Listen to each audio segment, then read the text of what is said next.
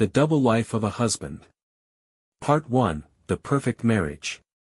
On Thursdays, the world in the Caldwell household fell into predictable rhythms. The washing machine thumped a patient beat in the laundry room. A simmering pot of tomato basil soup perfumed the modest kitchen. The evening news murmured from the living room with the same old anchor, the same old cadence. And Mark Caldwell, reliable, easy on the eyes, the kind of husband who could thread a needle and fix a leaky sink in the same hour, set the table with the same quiet care as always. 4 forks. Anna Reed asked, wiping her hands on a towel. Liam's at practice. Mark looked down at the neat row of silver. Habit, he said, chuckling. He moved 1 fork back into the drawer. How was work? Anna leaned against the counter, watching him. Another meeting that could have been an email. Sounds like a meeting, he said, and that smile, soft, disarming, curled at the corner of his mouth. He had the kind of smile that made you forget what you were about to say. When they met, it had made her forget the years she'd sworn she would never remarry, never trust too easily, never fall for the careful ones. He crossed the kitchen and kissed the top of her head, the gesture so gentle it almost erased the faint prickle under her skin. Almost. He smelled like clean soap and winter air. He wore his navy work jacket, the one with the stitched logo of Northline Protective Services, a small, respectable security firm that provided overnight guards to warehouses and office parks around town. Sometimes he wore the jacket even when he wasn't on duty. She'd teased him once, married to the job. And he'd said, married to you, and kissed her in that way that made it easy to forget everything else. But lately, forgetting had become harder. Lately, little things grated, like a cardigan tag rubbing a tender spot, the way he kept his phone face down, even at dinner. The way his eyes flicked toward it when it buzzed, quick and alert, as if it might leap from the table and run off without him. The way he locked the screen after every glance, fluid and reflexive. Soup's ready, she said, ladling red into bowls. Mark opened a paper bag with a flourish. And, the artisanal bread you like. He broke the crust and offered her the first piece, warm and fragrant. Don't say I never do anything for you. She smiled in spite of herself.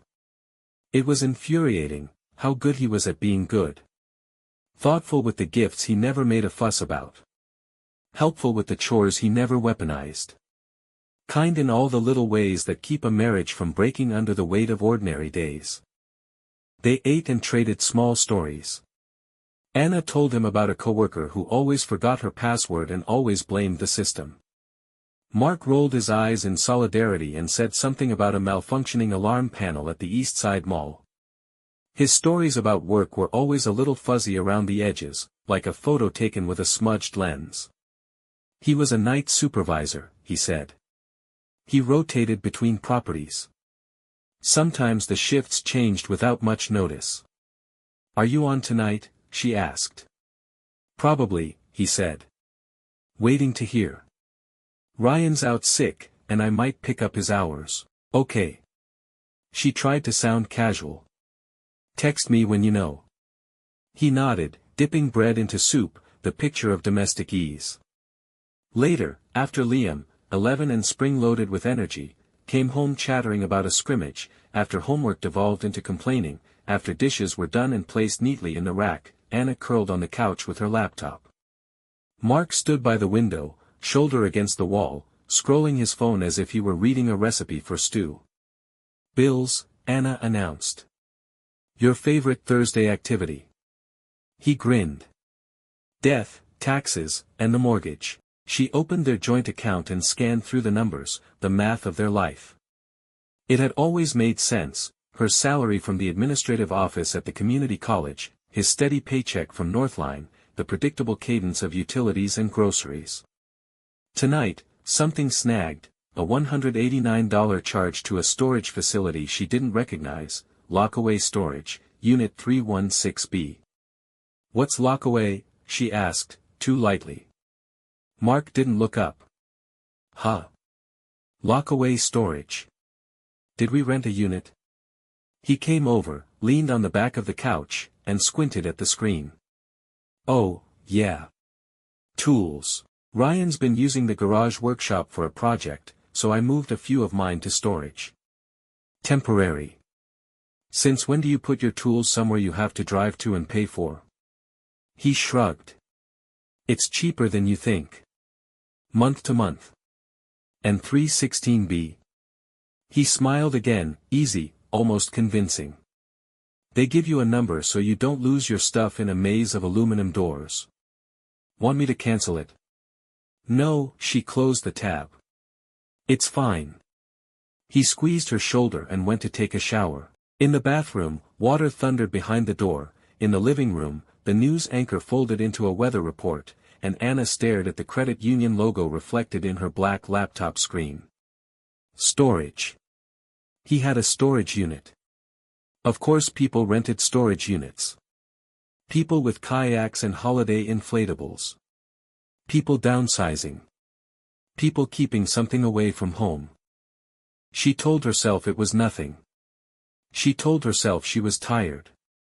She told herself that perfect men, like perfect pies, often hid imperfect fillings, and most imperfections weren't fatal.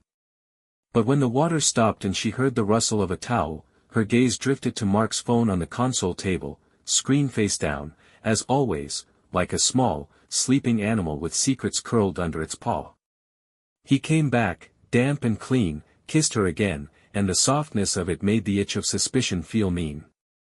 Got the text, he said. I'm on tonight. Midnight to 8.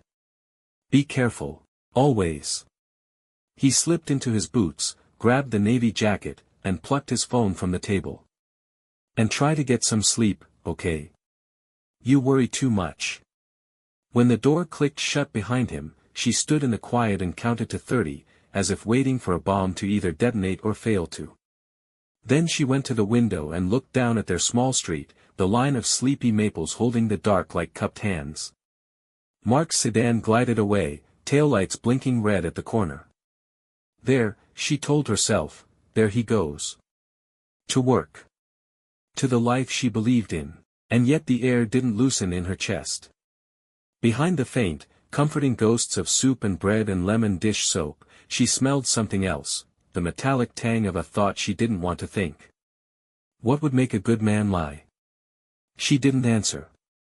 She just pulled the curtain closed and told herself she'd think about it tomorrow.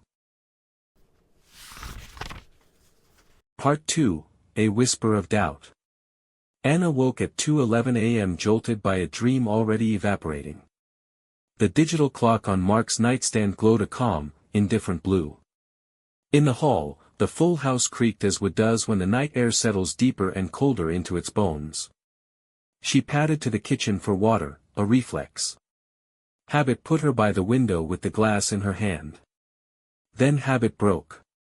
Mark's sedan was parked under the maple. The windshield was a dark, blank eye.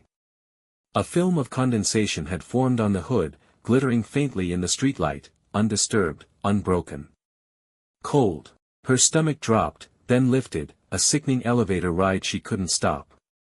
She pressed her palm to the cool glass of the window. Maybe he'd caught a ride with a coworker. Maybe the car had trouble. Maybe. She went back to bed and stared at the ceiling while the clock marched on. When her alarm rang at 6, the spot beside her was still empty, the sheet cool and unwrinkled. At 6:07 the front door opened, and Mark came in with the particular posture of a man who wants to be invisible. He moved through the entryway quietly, but not quietly enough. Anna sat up. "You're home," she said. He paused. "Well, good morning to you too. How was your shift?" "Cold," he said. "Quiet." He leaned into the doorframe with an easy smile. "Why are you up?" "Alarm." "Work." "Right. Friday. Go back to sleep. I'll do breakfast for Liam." Anna watched him peel off his jacket. For a moment the collar snagged and exposed a thin bloom of purple on the side of his neck, just under his ear, the kind of bruise you get when something blunt kisses bone. "What happened?" she asked. He touched the spot, fast. "Oh. Ran into an open locker door. We were doing inventory at the mall, and I wasn't looking where I was going. You okay? Fine, he said. Too quick. He made pancakes. He was light with the whisk and generous with the butter, and Liam came downstairs to a plate that would have made a diner cook nod in approval. Their son ate with the fervor of a growing boy, told his father about a math quiz, and asked if they could practice free throws in the driveway after school. Mark promised they would.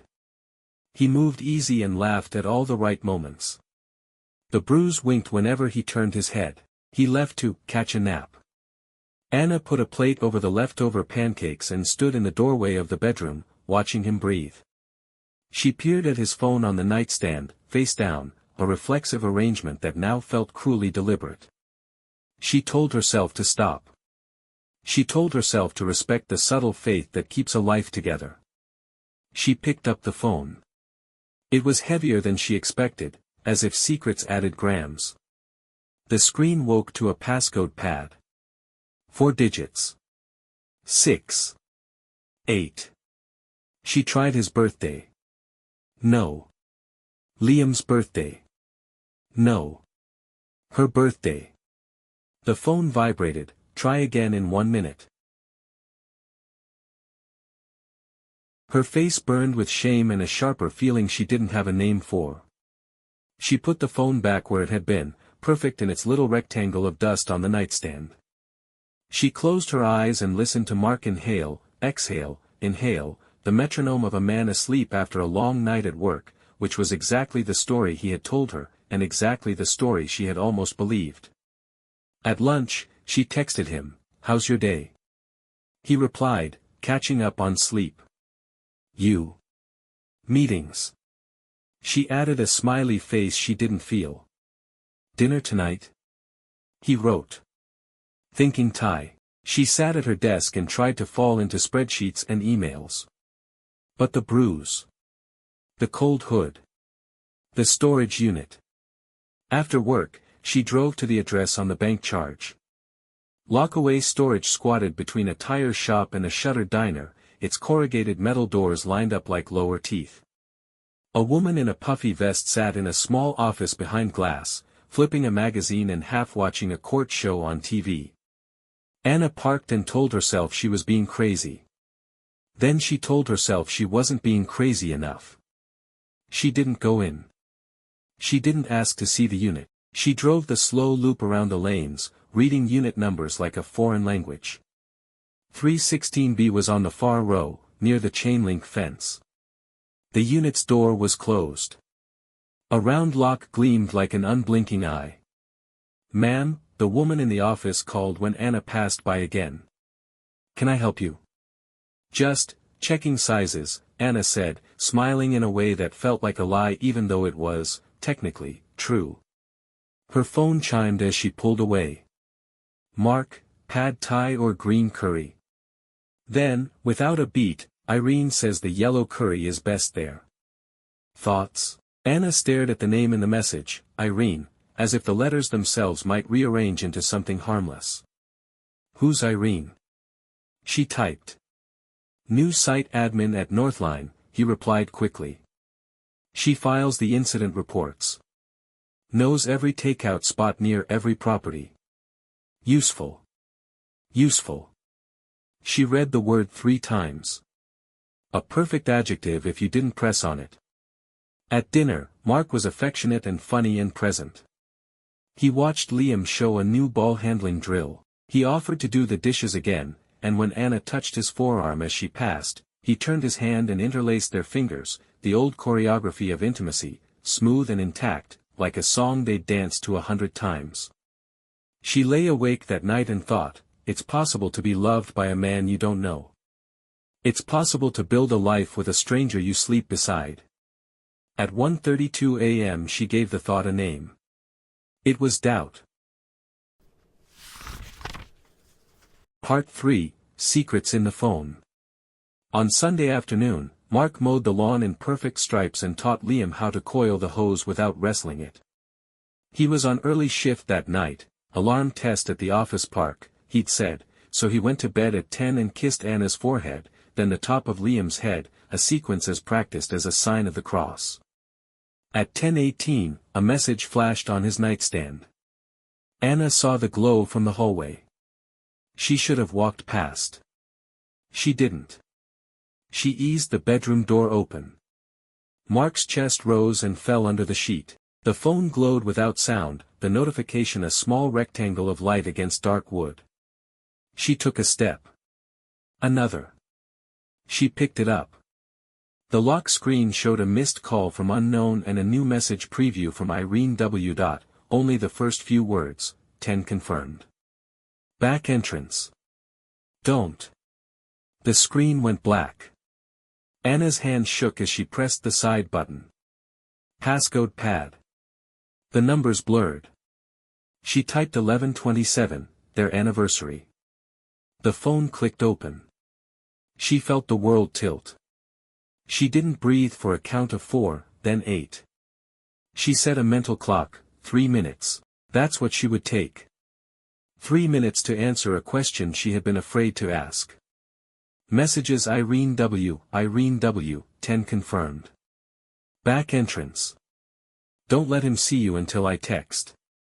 Mark, copy. Irene W., payment in the drop at 3:16 same code.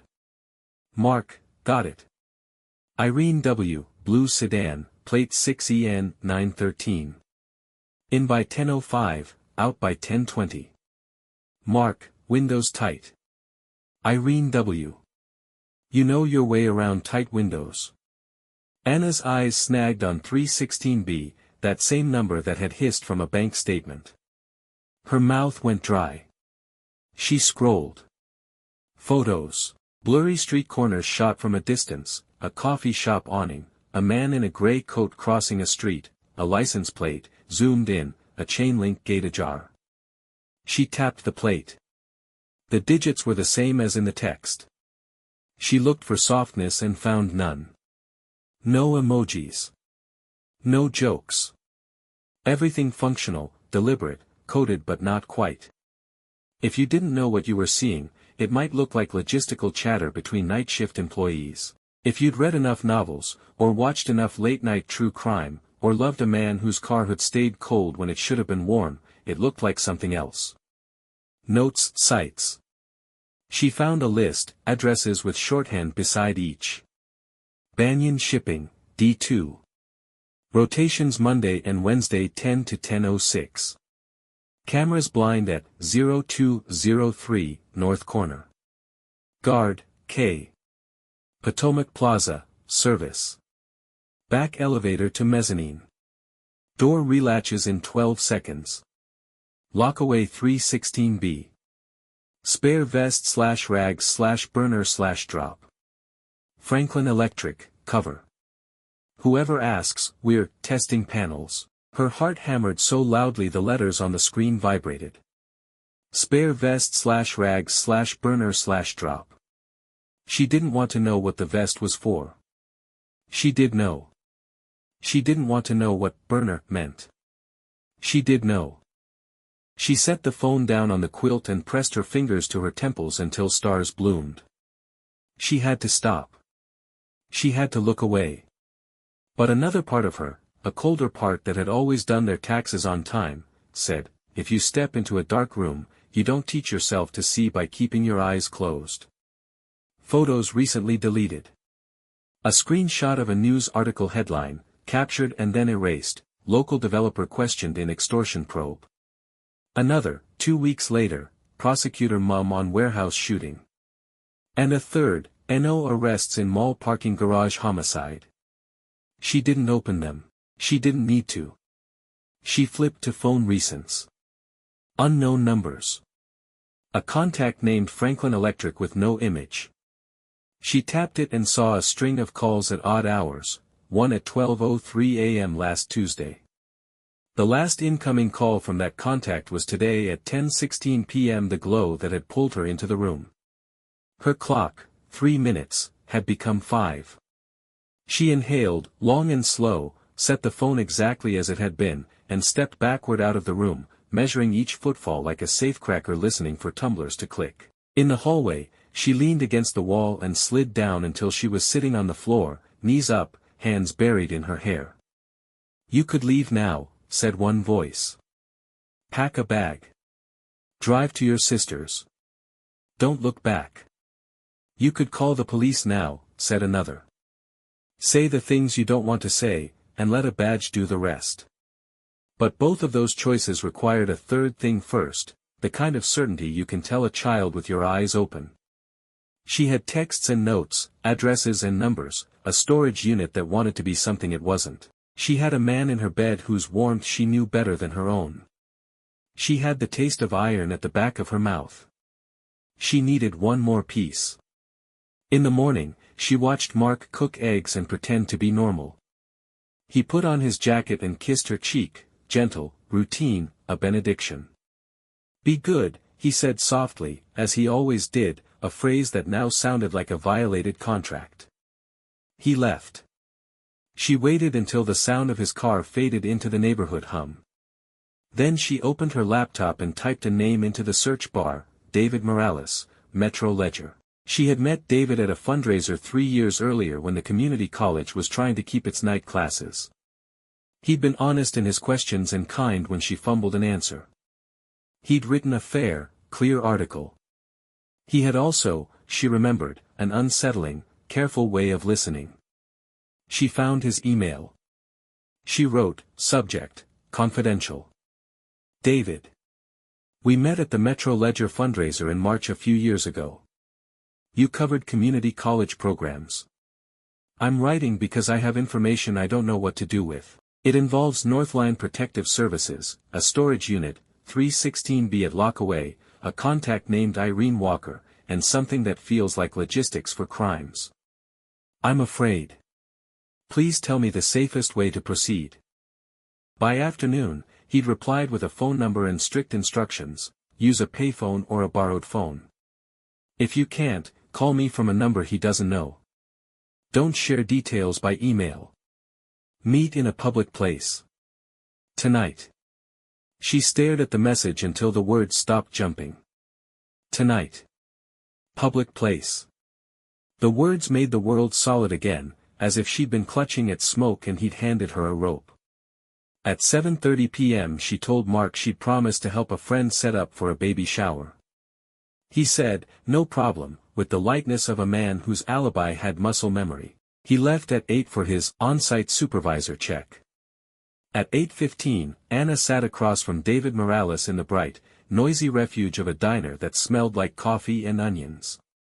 His notebook lay on the table beside a mug stamped with the diner's name. He wore a jacket that had seen too many winters and a face that had seen too many stories. Tell me everything, he said quietly. She did. He didn't interrupt. He let her empty the box, then he asked her to put each piece back in carefully, one at a time. Names. Numbers. Addresses. The notes on Mark's phone. The storage unit. Irene Walker, Franklin Electric. The bruise under his ear. The cold car hood. The time stamps. The way Mark smiled like a man trying to convince you he believed himself. When she finished, David closed his notebook and nodded once, slow. I need to make some calls, he said. If what you're describing lines up with what I think it lines up with, there are cases. Ongoing. People with files on their desks that might have these same names and the same geometry. The same geometry? The way a thing is built, he said. Especially if it's meant to look like something else. He slid a card across the table. On the back, he'd written a different number in blue pen. This is a prepaid line, he said. Do not call me from your home. Do not confront him. Not yet. If he is what you think he is, the moment you tip your hand, he becomes someone you haven't met. Anna wrapped her fingers around the card. The diner felt too bright. The world outside the window felt too dark. A waitress topped off her water and called her Han, and Anna thought, how do people who pour coffee for a living carry the weight of all the secrets that get confessed in booths? Will I be safe? She asked, hating how small her voice sounded. David didn't answer too quickly. "If we're careful," he said. "And if you are willing to do hard things when it's time." "What kinds of hard things?" "The kinds that end stories," he said. "Or begin new ones." Anna nodded as if she understood. She understood only this much: she was done pretending that a good man's smile was the same thing as the truth. She drove home with her fingers tight on the wheel and parked under the maple. The house looked ordinary, like a house that might hold a piano lesson or a potluck. She stood on the sidewalk for a moment and stared at the window where Mark's phone sometimes glowed on the console table, and she decided, quietly, fiercely, that she would no longer be the woman who keeps her eyes closed in dark rooms. Tomorrow, she would follow him. Tomorrow, she would learn the shape of his night. Part 4, Following the Trail. The next evening, Anna's nerves vibrated like taut strings on a violin. She'd made her decision. No more passively waiting for hints and lies, tonight she would see the truth with her own eyes. At 10:45 p.m. Mark came into the kitchen, already zipped into his navy jacket. He kissed her cheek with the same old warmth, but to Anna, it felt rehearsed, like an actor bowing at the end of a play. "Don't stay up too late," he said lightly. "Early shift tomorrow. We'll go out for breakfast." "Sounds nice," Anna murmured, tucking her hands under the table so he wouldn't see how hard they were trembling. He left. The front door clicked shut, his footsteps fading down the walk. She waited 2 full minutes, long enough for him to pull away from the curb, then grabbed her purse and keys. Her heart pounded so hard she was afraid the sound itself might betray her. The shadow pursuit. Mark's silver sedan wasn't hard to follow. He drove in his usual steady way, never speeding, never weaving, so painfully ordinary it made her teeth ache. But the route he took wasn't toward any warehouse she knew, nor toward the Northline office on River Avenue. He slipped into a side street, then another, until they were on the industrial edge of the city, where neon signs flickered half-dead and warehouses loomed like sleeping beasts. Anna dimmed her headlights, trailing at a cautious distance. Every turn felt like a test she could fail. At 11:20, Mark parked outside a dim cafe, its sign buzzing weakly, "Carter's Coffee. Open 24 hours." Anna pulled into a lot across the street, killed her engine, and sank into the shadows of her seat. Her breath fogged the glass. Minutes ticked by. Then, a figure approached from the corner. A woman, slim, mid-30s, hair pinned back in a no-nonsense bun, wearing a dark coat. She walked quickly, her steps purposeful. Anna recognized her from the photos on Mark's phone, Irene Walker. Anna's stomach flipped. Mark stood to greet her, but not with the embrace of a lover. No, he extended a folder. Thick. Irene took it swiftly, barely glancing inside before sliding it into her bag. Their voices were too faint across the street, but Anna could read the tension in their movements, heads bowed close, shoulders hunched, every gesture clipped and efficient. She strained to catch even one word. Nothing. Only the drone of a truck downshifting in the distance, the faint rattle of the cafe's neon sign. Irene handed him a small black object. It looked like a phone, or maybe one of those disposable, burner, devices she'd seen on TV. Mark pocketed it. E-table. Irene tucked it into her coat without hesitation. Money. It had to be money. Anna's throat went dry. Watching in terror. Anna's hands clutched the steering wheel so tightly her knuckles whitened. This was no affair. There were no stolen kisses, no furtive touches. Instead, there was something darker, heavier. Irene glanced around suddenly, and Anna ducked low in her seat, heart hammering against the upholstery. Had she been seen? But Irene's eyes swept past the lot, quick and sharp, then returned to Mark. They spoke for another 5 minutes, then Mark pulled out an envelope and slid it across the table. Irene tucked it into her coat without hesitation. Money. It had to be money. Anna's throat went dry. A close call. At 11:48, the meeting ended. Irene left by the side street, disappearing into the dark like she'd never been there at all. Mark lingered only long enough to sip his coffee, then rose, smoothed his jacket, and walked back to his car. Anna sank low, praying he wouldn't notice her across the street. He started the engine, headlights sweeping the lot. For one terrifying moment, they illuminated her car. She froze, every muscle clenched, waiting.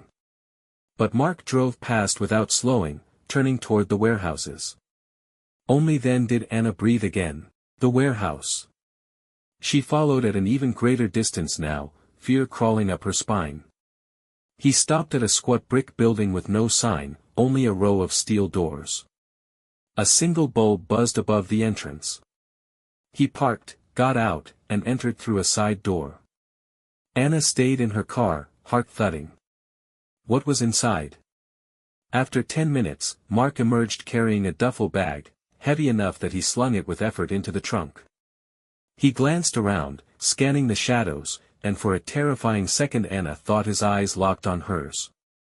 But then he climbed back into his car and drove off. She followed long enough to see him return toward home.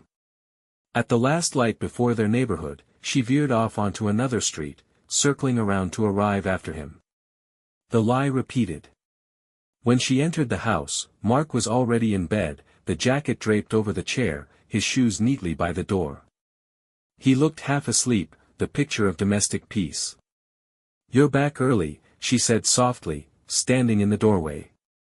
He smiled faintly. "Quiet night. Just routine checks. Boring as ever." Anna nodded, her pulse roaring in her ears. "Glad you're safe." He reached for her hand, squeezing it with familiar warmth. "Always." She forced a smile, but inside she was trembling. Tonight, she had seen with her own eyes what the truth looked like. It wasn't adultery. It wasn't a harmless secret. It was worse. So much worse. Part 5, Blood on the Shirt. Saturday evening settled over the Caldwell house with the weight of routine. Anna cooked pasta, the scent of garlic and butter filling the kitchen. Liam sprawled on the couch with a video game controller, his laughter rising and falling with the action on the screen. It could have been any Saturday in their life together, ordinary, safe, predictable. At 8:15, the sound of the front door opening broke the calm. Mark stepped in, his boots scuffed, his jacket zipped halfway, his expression tight. "You're early," Anna said, glancing at the clock. "Shift cut short." "Something like that," Mark muttered. He set his bag down by the door and kicked off his boots. Alarm panel tripped for no reason. Waste of time. He moved toward the bedroom quickly, almost too quickly. Anna's gaze followed him. Something in the way his shoulders hunched, the way his hand tugged the jacket closed, made her pulse jump. When he disappeared down the hall, she stood frozen for a beat, then moved silently after him. The discovery. The bedroom door was half open.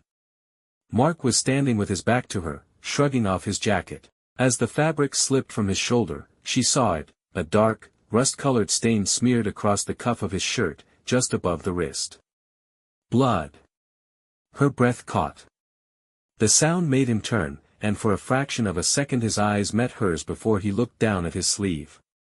"Cut myself," he said, too fast, too flat. He rolled the cuff, hiding the stain. "Glass at the mall office. Didn't notice until just now." Anna's throat tightened. "Glass?" "Yeah. Coffee pot broke in the lounge. Stupid accident." He forced a chuckle, but it rang hollow. She stepped closer, her eyes locked on the stain. "That's a lot of blood for a coffee pot cut." Mark's jaw tightened. "You think I don't know what a cut looks like?" He grabbed a clean shirt from the drawer, stripping off the stained one with practiced efficiency. His torso was bare for a moment, muscular, familiar, scarred in small ways she'd never asked about. He balled the bloody shirt and shoved it deep into the laundry basket. The confrontation. Anna leaned on the doorframe, arms folded, forcing calm into her voice. Why don't you let me see it, then? The cut. Mark froze, shirt half unbuttoned. Slowly, he turned back toward her. His smile was deliberate, his voice smooth as silk. Anna. It's nothing. Don't make a fuss. Show me, she insisted, her voice sharper now. He held her gaze for a long, loaded moment. Then he extended his arm. No bandage. No cut. Not even a scratch. Anna's stomach turned to ice. She wanted to scream. She wanted to rip the laundry basket open and shove the evidence in his face. Instead, she whispered, I'm not blind, Mark. That was blood. His smile flickered, then hardened. Drop it. The words landed like a blow. Not shouted, not angry, just cold. Final. The aftermath. He walked past her, down the hall, and into the living room where Liam was still laughing at his game. Hey, champ, Mark said warmly, ruffling their son's hair as if nothing had happened. Pause that and set the table, huh? Smells like Mom made her famous pasta. Anna stood in the bedroom, her legs shaking. The bloody shirt sat buried in the basket like a corpse in a shallow grave. Later that night, when Mark went to shower, she crept back into the laundry room. She pulled the shirt free, holding it in her trembling hands. The stain was darker now, the metallic scent faint but unmistakable. She lifted the cuff closer to her face. It wasn't rust. It wasn't ketchup. It was blood. She stuffed the shirt back into the basket before he could catch her, her mind spiraling. Whose blood? How had it gotten there? What had he done? The sleepless night. Anna lay awake in bed, staring at the ceiling. Beside her, Mark slept soundly, his breaths deep and even. She studied the shape of him in the dark, the man she had trusted, the man who made pancakes for their son, the man who now carried the scent of blood home in his sleeves. Every creak of the house, every car passing outside, made her flinch. She replayed the lie in his voice, the sharpness in his eyes when he told her to drop it. For the first time in her marriage, she felt truly unsafe. Part 6, A Journalist's Warning. The Call for Help. Sunday morning dawned gray, a sky heavy with the promise of rain. Anna sat at the kitchen table with her coffee untouched, staring at the swirling cream like it might spell out an answer. Mark had left early, meeting with Ryan about schedules, he'd said, his smile easy, his kiss warm. But the memory of that bloody shirt burned in her mind. She couldn't pretend anymore. She pulled David Morales's card from her purse.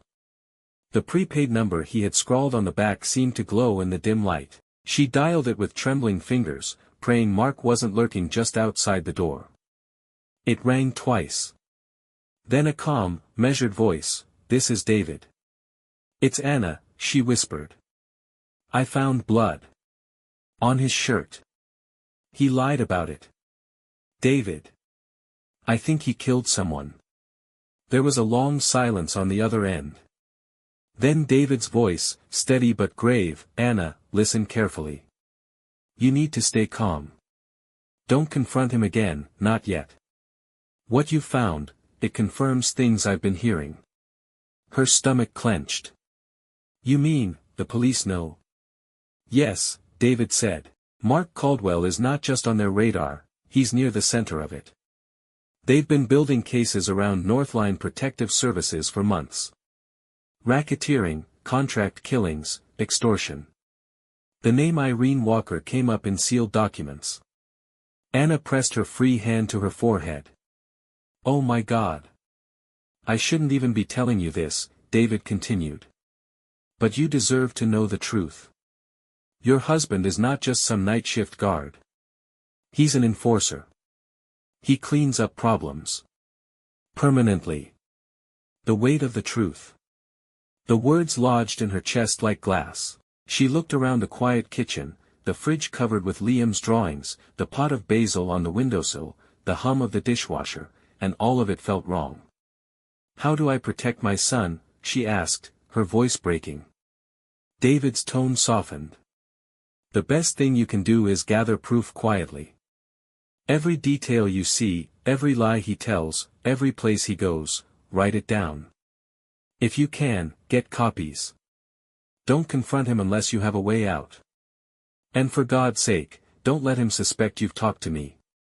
Anna nodded though he couldn't see her. What if he finds out? What if he knows I've seen too much? Then you leave, David said firmly. You grab your boy, you walk out the door, and you don't look back. She closed her eyes. But he's my husband. There was silence for a beat. Then David said quietly, No, Anna. He's a man who's been living a lie. You can't save him. You can only save yourself. Doubts and fear. After hanging up, Anna sat for a long time in the stillness of the kitchen, the phone heavy in her lap. She thought of the first time she met Mark, how safe he had seemed, how steady, how kind. She thought of their wedding day, of the vows spoken with conviction. All of it had been a mask. Her eyes drifted toward the hallway, where the laundry basket still held the bloody shirt. Proof she wished she didn't have. Proof that whispered to her in the quiet, he isn't who you think he is. An unexpected return. At noon, the front door opened. Anna startled so hard she nearly spilled her coffee. Mark stepped in, carrying a bag of groceries. Hey, he said cheerfully. Got stuff for lunch. Liam's back from soccer yet? Anna forced her lips into a smile, her voice trembling. Not yet. He kissed her cheek lightly, his eyes scanning hers. You look pale. You okay? Just tired, she said quickly, hiding her shaking hands under the table. Mark set the bag on the counter, pulling out bread and fruit like the perfect family man. But Anna could still see the blood on his sleeve, the lies in his smile. The decision forming. That night, as she tucked Liam into bed, he asked, Mom, why are you so quiet? Anna kissed his forehead. Just thinking, sweetheart. About Dad? Liam's eyes searched hers with innocent curiosity. She swallowed hard. About keeping you safe. When she finally lay in bed beside Mark, she couldn't close her eyes. His breathing was steady, his body warm beside her. But she felt like she was lying next to a loaded gun. In her mind, David's words repeated over and over, you can't save him. You can only save yourself. Part 7, Living with a Stranger. A House of Masks. The next week blurred into a strange, unbearable theater. Every day, Mark played the role of a perfect husband, and Anna played the role of the unsuspecting wife. They shared meals, traded small jokes, tucked Liam into bed. To anyone looking in from the outside, the Caldwells were ordinary, even enviable. But inside Anna, the truth burned like a fever. Every smile he gave her, every kiss on her cheek, every soft laugh felt like a performance she had already seen behind the curtain. She could no longer hear his words without listening for the lie woven between them. At night, she lay in bed beside him, her eyes wide open in the dark. She could feel his steady breath, the warmth of his arm brushing hers. But she no longer felt safe. She felt trapped, like a bird in a cage whose door was open but guarded by a predator.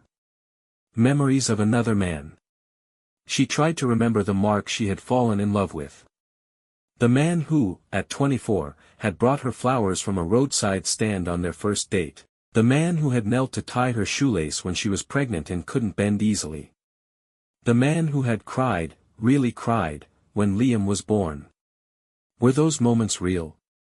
Or were they just part of the mask, carefully stitched into the costume of a man she was meant to trust? She looked at old photographs in the hallway, Mark holding Liam on his shoulders at the beach, his smile radiant and open. The more she stared, the more she wondered if she had misread it all along. What if she had loved a stranger her entire life? The bruises she never saw. As the days passed, Anna began noticing things she had never let herself see before. The faint scars on Mark's knuckles, like lines carved by time and violence. The way he always parked the car so the trunk faced away from the street, as if by habit. The way he scanned rooms, not like a man looking for friends, but like a soldier measuring exits. Once, while folding laundry, she found a black hoodie crumpled at the bottom of his gym bag. The sleeve was torn, the fabric stiff with something that looked like dried mud, or dried blood. She pressed her fingers against it, her stomach turning. When she asked about it casually, he shrugged. Old job. Got caught on a nail. Useless now. He tossed it into the trash without hesitation. But she had seen his eyes in that moment, quick, assessing, watching her reaction. Acting normal. For Liam's sake, Anna forced herself to laugh at the dinner table, to smile when Mark told stories, to act like the family they had always been. But every laugh felt brittle, every smile cracked at the edges. One evening, as they all sat watching a basketball game on TV, Liam leaned against his father's shoulder. Mark ruffled his hair, grinning. You'll be taller than me by the time you're 15, he teased. Anna watched the scene as if from far away. To Liam, Mark was a father, solid, loving, dependable. But Anna saw the blood on his shirt, the secret texts, the meetings in dark cafes. She wanted to scream, to pull her son away, to tell him the truth. But how could she? She pressed her nails into her palms and whispered inside her mind, not yet. Not until I know the whole truth. The illusion cracking. That night, Mark came home late. He smelled faintly of smoke and metal, a sharp tang she couldn't place. He slipped into bed without a word, his back to her. Anna lay awake, listening. The silence between them stretched wider than the room itself. She wanted to ask, whose blood was it? What did you do tonight? How many lies have I swallowed? Instead, she turned onto her side and whispered to the dark, I don't know who you are. Mark stirred slightly, as if half awake. What? Nothing, she said quickly. He murmured something she couldn't catch and drifted back into sleep. Anna stared at him, her heart pounding. He looked so peaceful, so ordinary. But she knew. Behind that sleeping face was a man who killed, who lied, who lived in shadows. She clutched the blanket tighter around herself, shivering with the knowledge that the man she once trusted with her life might be the one who could take it from her.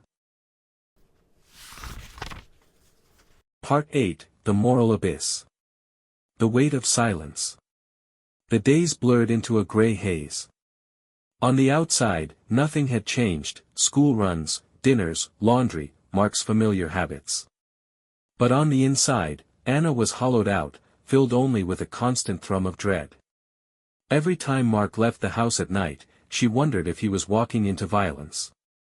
Every time he came home, she wondered if someone else's blood clung invisibly to his hands.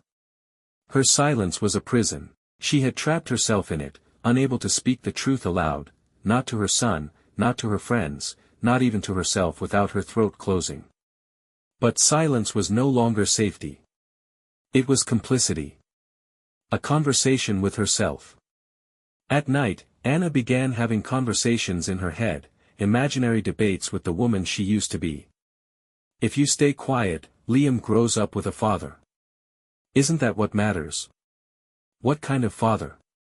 One who kills. One who lies.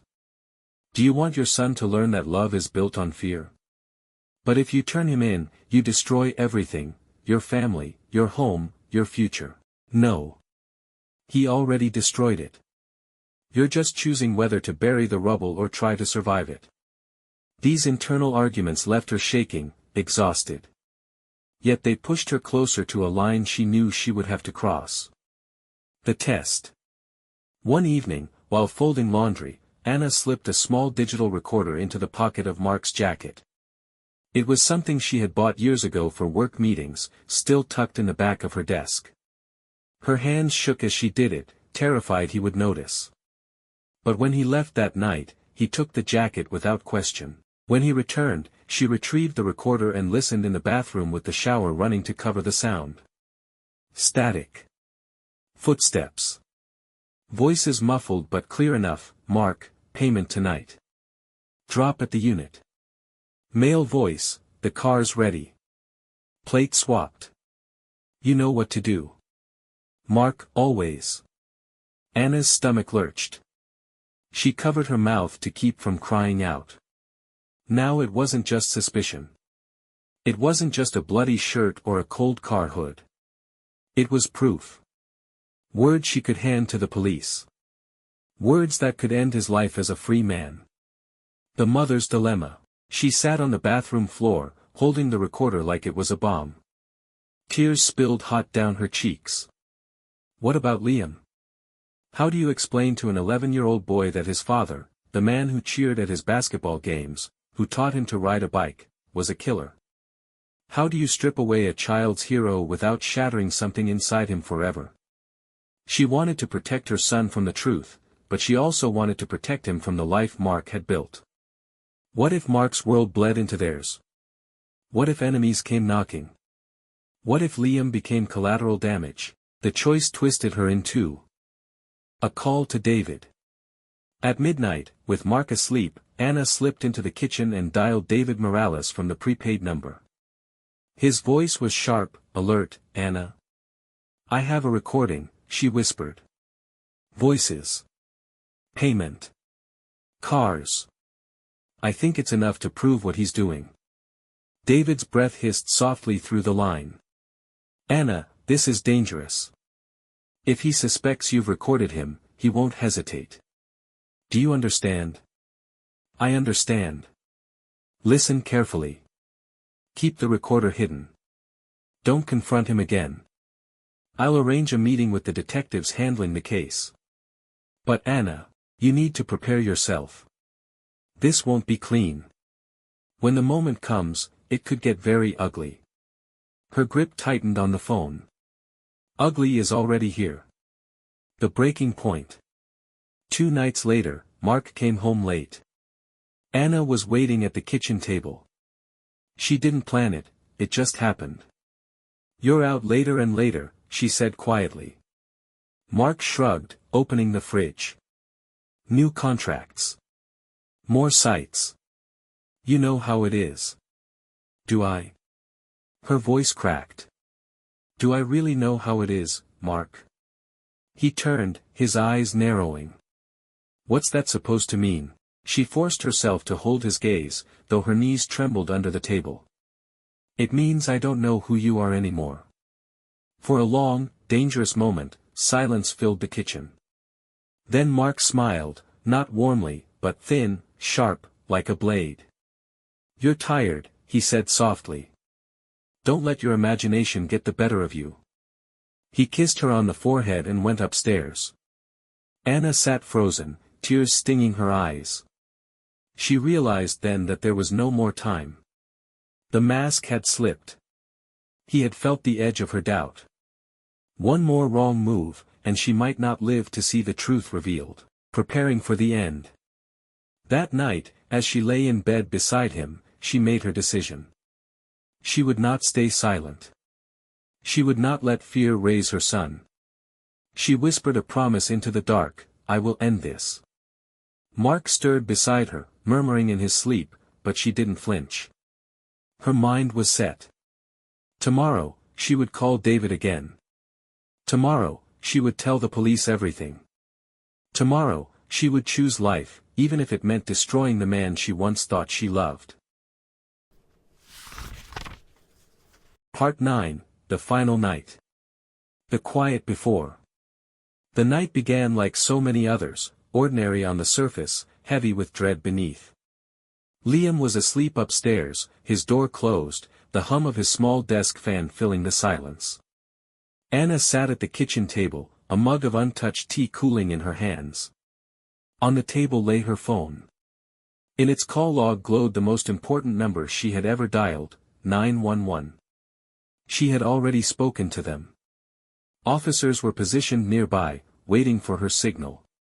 Her chest felt hollow, her heart thrumming against her ribs like a trapped bird. Tonight, she knew, the mask would fall completely. The lock clicked at the front door. His return. Mark entered, his boots heavy on the hardwood. He hung his jacket over the chair, set his keys down, and exhaled as if it had been a long day. To anyone else, he would have looked tired but harmless.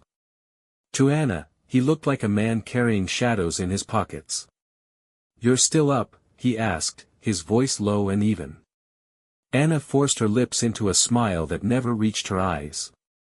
"Couldn't sleep." Mark studied her, his gaze sweeping the table, lingering for a heartbeat too long on the phone in her hand. He pulled out a chair and sat across from her, folding his hands together. "What's going on, Anna?" "The confrontation." She took a shaky breath. "I know, Mark. About the storage unit. About Irene. About the payments. About the blood." For the first time in years, his practiced smile faltered. He leaned back, the chair creaking. "You've been spying on me. I had no choice." Her voice cracked. "You lied to me. To our son. To everyone. You're not who you pretend to be, you kill people." Mark's jaw tightened. He leaned forward, lowering his voice until it was almost gentle. "Anna, you don't understand. Everything I've done, it's for us. For this family. To keep you safe." Tears burned in her eyes. "Safe? You think this is safety? Living with a murderer? Watching you come home with blood on your shirt? Wondering every night if you'll drag danger to our door?" His eyes flashed. "Lower your voice. Liam's asleep." "I don't care," she whispered fiercely. "You need to stop this. You need to turn yourself in. Tonight." His true face. Mark stood slowly, the movement deliberate, controlled. His shadow stretched long across the kitchen wall. "You called them, didn't you?" His voice was no longer calm, it was icy, dangerous. Anna's throat went dry. She couldn't bring herself to answer. But her silence was enough. He circled the table, each step slow, predatory. His face hardened into something she had never seen before, something stripped of charm, stripped of warmth. "You think they'll protect you?" he hissed. "You think you can destroy me and just walk away?"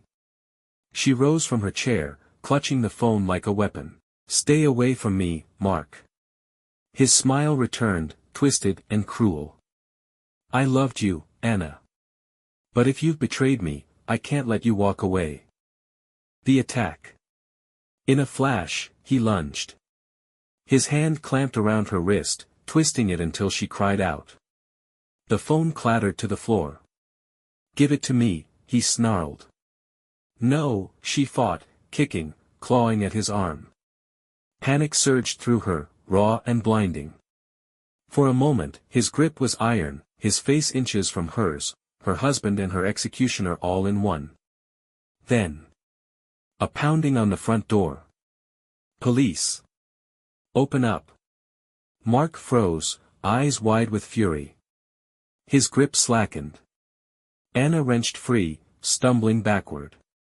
The door burst open, armed officers flooding the room. "Drop it, hands where we can see them." The breaking point.